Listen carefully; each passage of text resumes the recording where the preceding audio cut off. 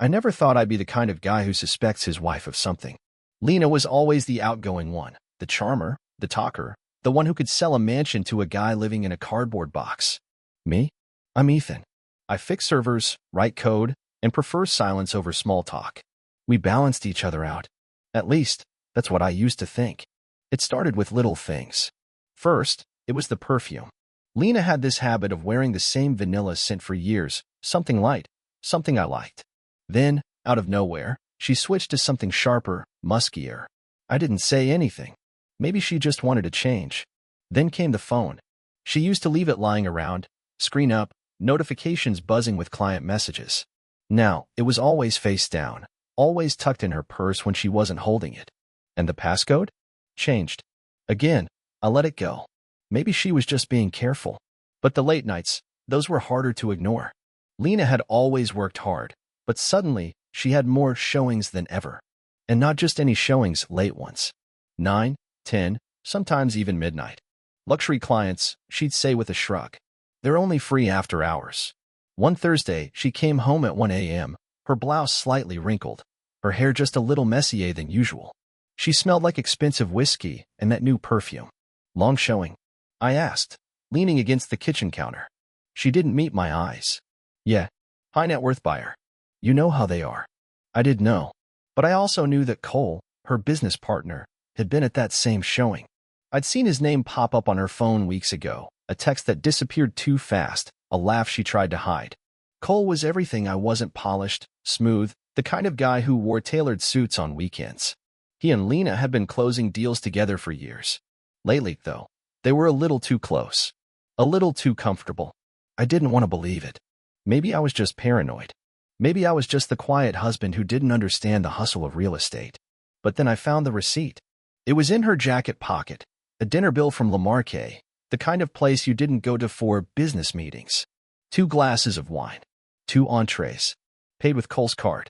I stood there, holding that slip of paper, feeling like an idiot. Because the date on it?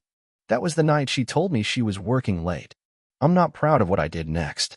But then again, pride wasn't exactly keeping me warm at night anymore.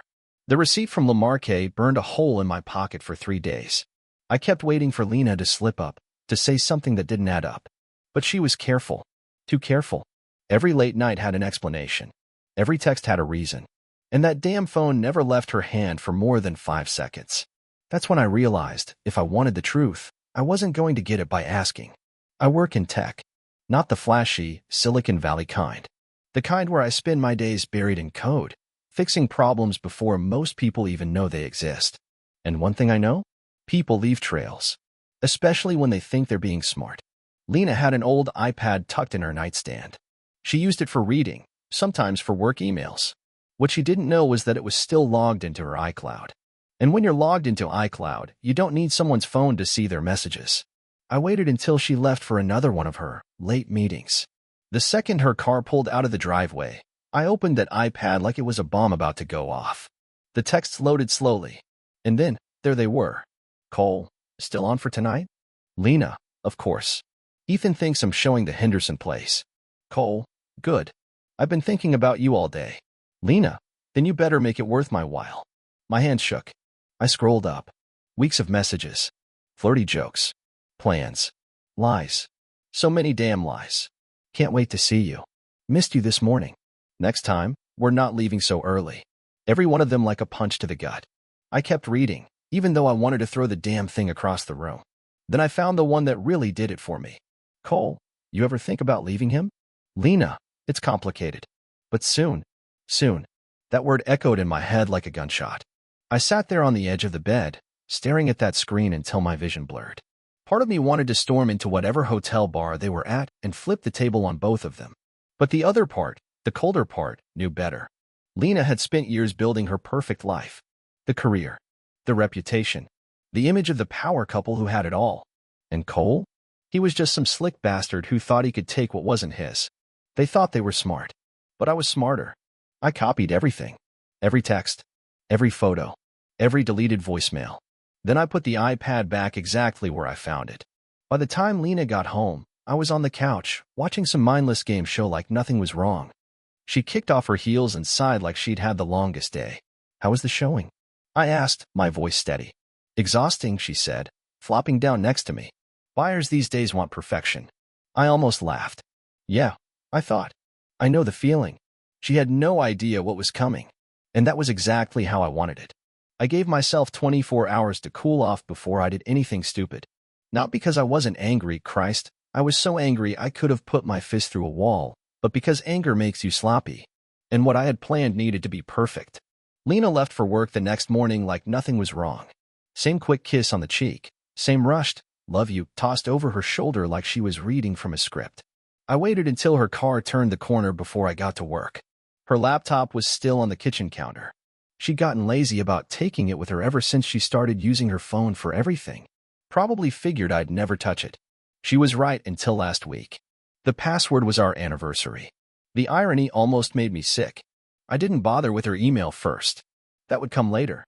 Instead, I went straight for the Thompson deal, the big commercial property downtown that Lena had been bragging about for months. 5-story office building, prime location, some out-of-state investor group pouring money into it. Cole had sunk a chunk of his own cash into it too, which made it perfect. I pulled up the financials. Spreadsheets, contracts, escrow agreements, all of it neatly filed in her documents folder. Took me about 30 minutes to find what I needed, the final purchase agreement. Another 20 to make my changes. Nothing obvious. Just little things. I adjusted the profit distribution percentages, shifted a few points from the investors column to Lena and Cole's brokerage. Tweaked the expense reports to show some creative accounting. Added a few unauthorized consulting fees that just happened to match up with some luxury hotel stays. Then I saved it under the same file name and backed out. Next came the emails. Lena used the same password for everything, another mistake. I logged into her work account and scrolled through her recent threads until I found the chain with the Thompson Group's lawyer.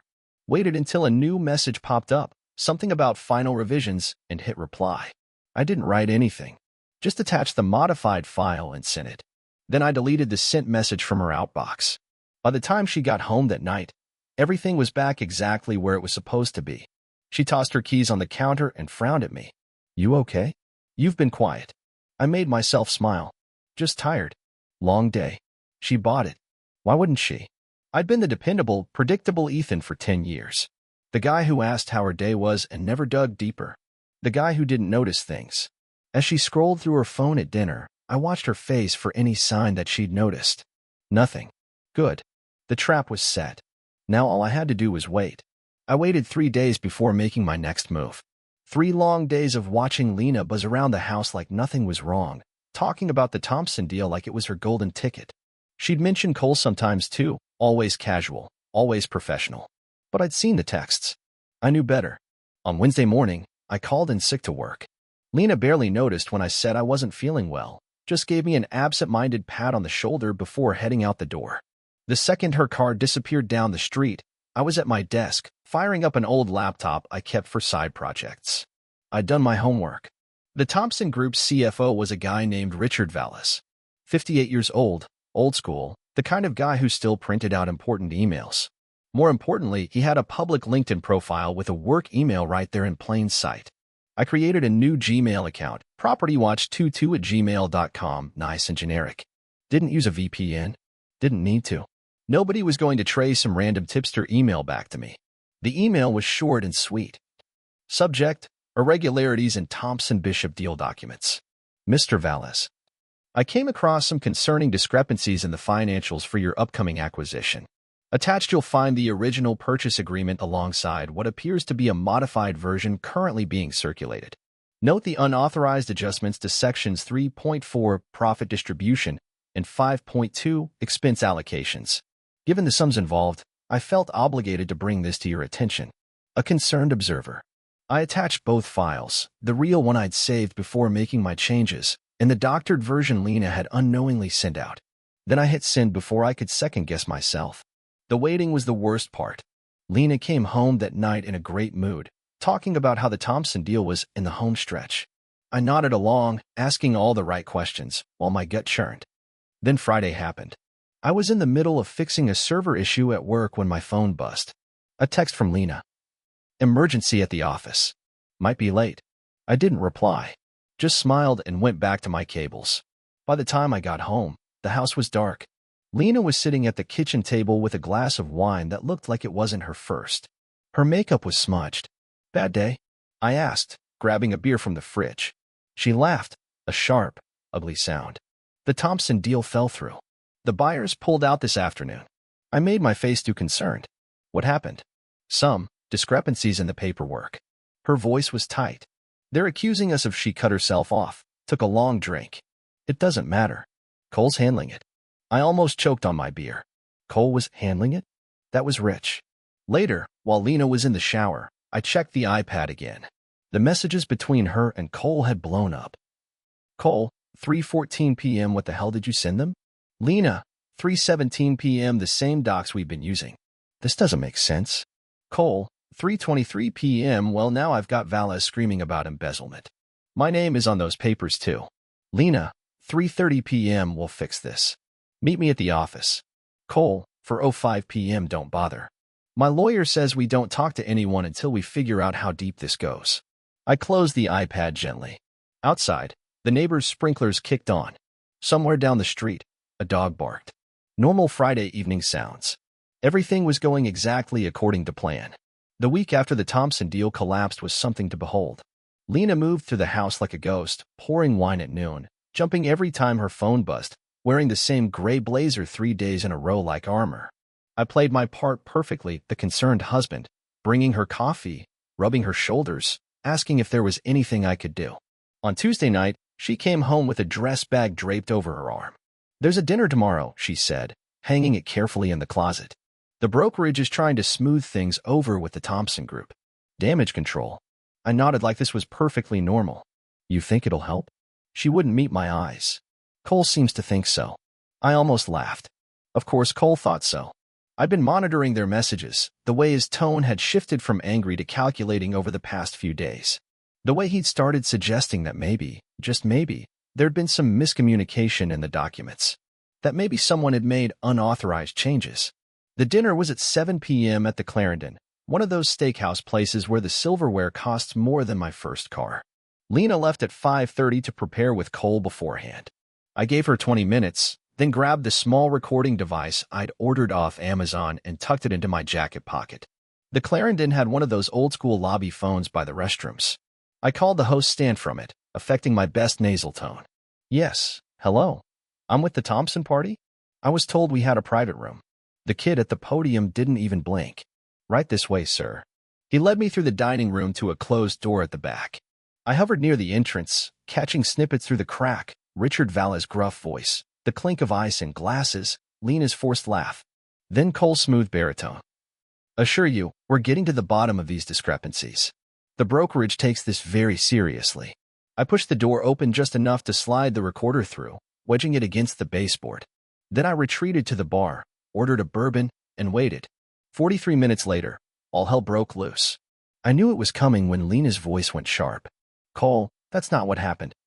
"Lena, be honest with everyone." Cole's tone was all fake concern. "We all know you were the primary point of contact on these documents. If there were errors, they clearly originated on your end."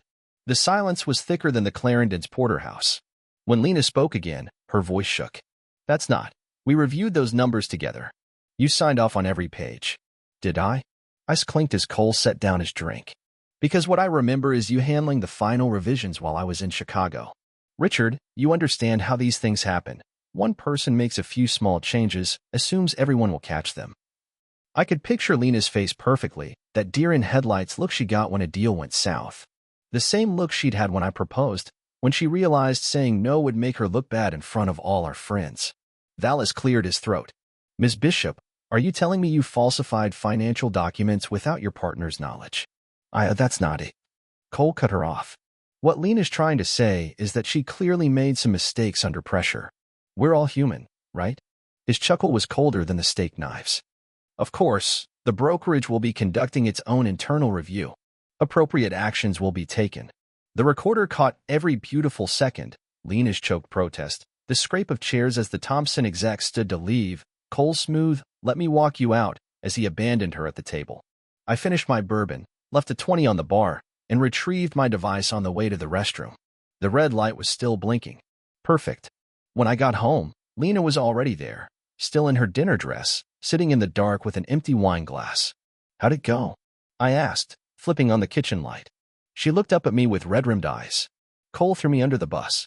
I made my face too shocked. "He wouldn't do that." "He did." Her voice was hollow. "He looked me in the eye and told them I'd altered the documents alone." I sat next to her, careful not to smile. "What are you going to do?" She stared at her hands. "I don't know." The recorder weighed heavy in my pocket. Now she knew how it felt.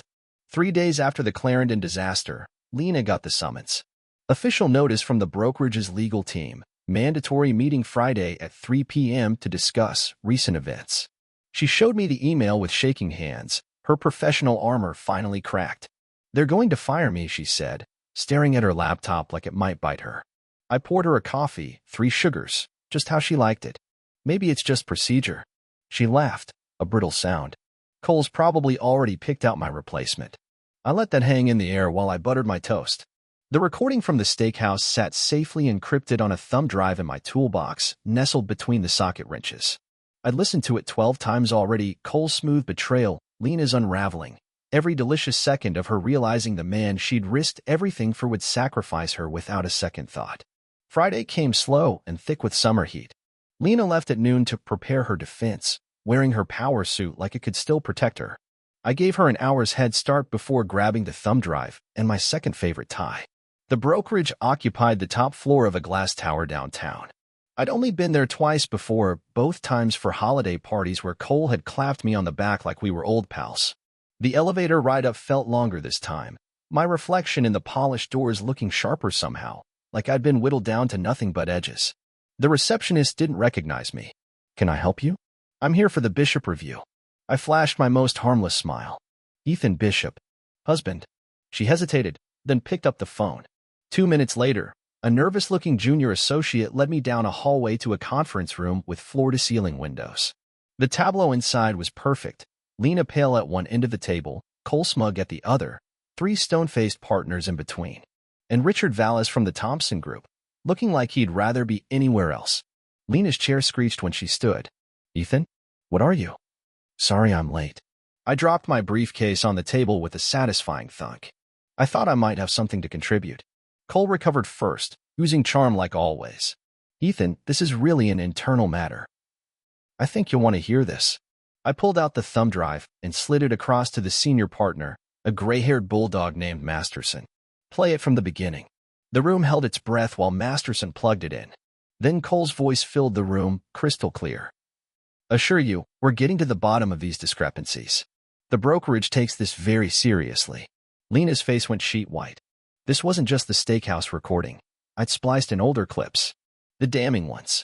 Cole's laugh, tinny through phone speakers. "Relax, Lena. Ethan's never gonna figure us out. Guy's clueless." Lena's giggle. "I know, right?" He actually believed my story about working late last Thursday. The partners shifted uncomfortably. Vala's eyebrows climbed toward his hairline. Then came the money shot, a recording from 2 weeks ago that I'd pulled from Lena's iPad. Cole's voice turned confidential. "Look, once we land the Thompson deal, we're golden. My wife's uncle gets us in with the Wentworth Group, and boom, we're set. No more pretending to be lovesick for your suburban hubby." Lena made a noise like she'd been gut-punched. Masterson hit pause. The silence was thicker than the Clarendon's carpets. Vallis stood first, buttoning his suit jacket with military precision. "I believe we've heard enough." One by one, the partners followed. Cole looked like he might be sick, his perfect hair suddenly limp with sweat. "Richard, let me explain." Vallis didn't even turn around. "My lawyers will be in touch." Lena stayed frozen in her chair, staring at me like she'd never seen me before. Maybe she hadn't. The Ethan she knew would have brought her forgotten lunch, not a nuclear bomb. Cole found his voice first. "You smug son of a..." "Careful," I said softly. "There's more where that came from." Masterson ejected the thumb drive like it was radioactive. "I think we're done here." Outside, the late afternoon sun baked the pavement.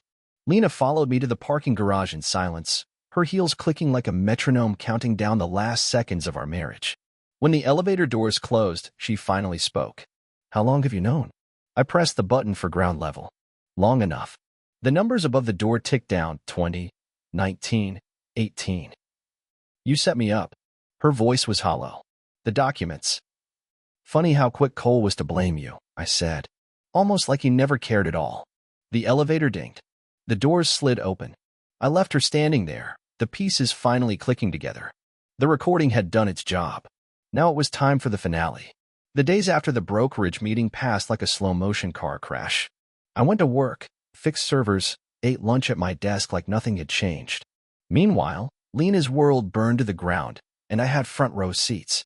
First came the email from Masterson-in-Law. Lena got it on Sunday night while we were pretending to watch some cooking show. Her phone buzzed, she glanced at it, and all the color drained from her face. They terminated my partnership, she said, voice flat. Effective immediately. I made an appropriate noise of sympathy. What about Cole? She swallowed hard. Suspended pending investigation. That investigation didn't take long. On Tuesday morning, the business section of the Herald had the scoop. Prominent brokerage sees shakeup after fraud allegations. The article mentioned Cole by name 3 times, Lena twice, and included a juicy quote from Richard Valles about betrayal of trust. I framed that one. But the real fireworks started Wednesday afternoon. I was in the garage tuning up my bike when my phone blew up with news alerts. Socialite investor sues husband, business partners over fraud scheme. Cole's wife, Amanda something or other, was some old money heiress who'd bankrolled half his career. The lawsuit was 37 pages of pure destruction. Embezzlement, breach of fiduciary duty, intentional infliction of emotional distress. The phrase marital assets appeared 14 times. Lena found me reading it at the kitchen table. She looked like she hadn't slept in days. You seeing this? I turned the screen toward her. Cole's having a rough week. She didn't laugh. Just poured herself a vodka tonic at 11 a.m. That's when I knew it was bad. By Friday, the brokerage had officially cut ties with both of them. The real estate board launched an ethics probe. And someone, certainly not me, had leaked those recordings to an industry gossip blog. The comments section was a bloodbath. Lena became a ghost in our own home. She stopped wearing makeup, stopped getting dressed, just shuffled between the couch and the liquor cabinet in the same ratty robe. I'd come home to find her staring at her phone, scrolling through what I knew was a growing pile of angry emails from former clients. On Saturday night, she broke. It's over, she said, staring into her wine glass. Everything I built, gone. I sipped my beer. You'll bounce back. She laughed, a bitter, broken sound. No one in this town will touch me now. Not after. Her voice trailed off. Not after the affair. Not after the fraud. Not after Cole threw her to the wolves. I almost felt sorry for her. Almost. Then her phone buzzed with another alert. Another news story. Another nail in the coffin. She didn't even look at it. Just drained her glass and reached for the bottle. The best part? She still had no idea it was me. As far as Lena knew, this was all just a spectacular run of bad luck. A series of unfortunate events. The universe righting itself. She hadn't considered the quiet husband in the corner, the one who noticed everything, the one with nothing left to lose. The final piece was coming, and she'd never see it coming.